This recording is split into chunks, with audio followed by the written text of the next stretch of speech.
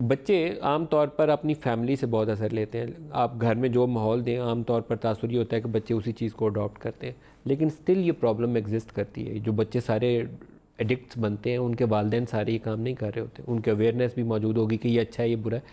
ہر والدین یہ کام کرتے ہیں. یہ کہنا ہی بیوقوفی کی بات ہوگی کہ وہ والد یا والدہ اس کی یہ بات نہیں بتا کے بھیجتی ہوگی کہ اچھا کیا ہے اور برا کام کیا ہے. پرابلم کو تو ہمیں مینج کرنا پڑے گا نا, اپنی اسٹیٹ مشینری یوز کرنی پڑے گی. بالکل ملک صاحب, ہمیں یہ تو آپ کی بات بجا ہے کہ کوئی ماں باپ جو ہیں وہ اپنے بچوں کے دشمن نہیں ہوتے, لیکن وہی ماں باپ ہیں وہ کبھی کبھی اس کی بڑی وجہ بھی بن جاتے ہیں. ریسرچ یہ شو کرتا ہے کہ جو ڈرگ یوزرز وہ بچے بنتے ہیں جن کے ماں باپ ہمیشہ لڑائی جھگڑا کرتے ہیں آپس میں. جن گھروں میں ماں باپ کے درمیان لڑائی جھگڑا ہوتا ہے وہ بچے زیادہ تر ڈرگ ایڈکٹس ہوتے ہیں. دوسری طرف وہ ماں باپ جو اپنے بچوں کو پراپر توجہ نہیں دیتے, وہ بچے جا کر اپنے وہاں پہ یعنی اپنی وہ توجہ پانے کے لیے یا وہ انگزائٹی کا شکار ہو جاتے ہیں یا ڈپریشن کا شکار ہو جاتے ہیں.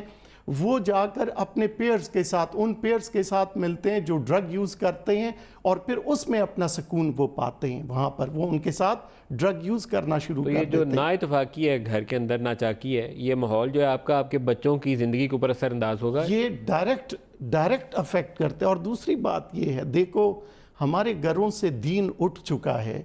ہم جو ہیں ہم تو اللہ کا وہ ڈر اور خوف ہمارے دلوں سے نکل چکا ہے. اللہ پاک اگر وہ جو اللہ کا یہ ہمیں دیا ہوا دین یہ کہتا ہے کہ نشہ حرام ہے, یہ کیسے ماں باپ ہیں جو اپنے بچوں کے سامنے وہ سگریٹ نوشی بھی کرتے ہیں اور وہ جو ایلیٹ کلاس ہے وہ تو ان کے سامنے شراب بھی پیتے ہیں.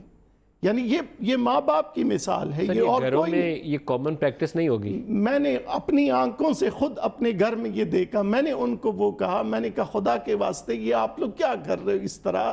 ملک صاحب یہ ان کی بات ہے, ہم اپنے بچوں کو بیکورڈ نہیں رکھنا چاہتے. یہ ان کے وہ الفاظ تھے. یہ آپ کی بات بجا ہے کہ یہ کامن نہیں ہے.